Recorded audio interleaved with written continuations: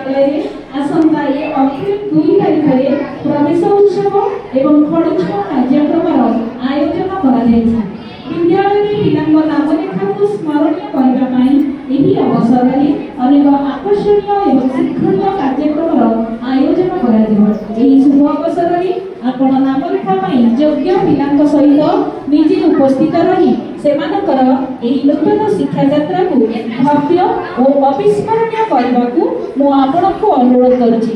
धन्यवाद। माननीय मुख्यमंत्री श्रीयुक्त मोहन चरण माझी अशेष अशेष धन्यवाद।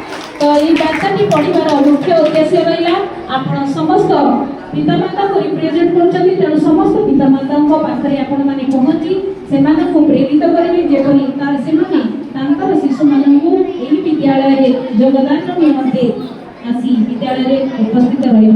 वर्तमान मुझे एसएमसी मेम्बर साहू बाबू को अनुरोध करी आज कार्यक्रम में धन्यवाद अर्पण करवा।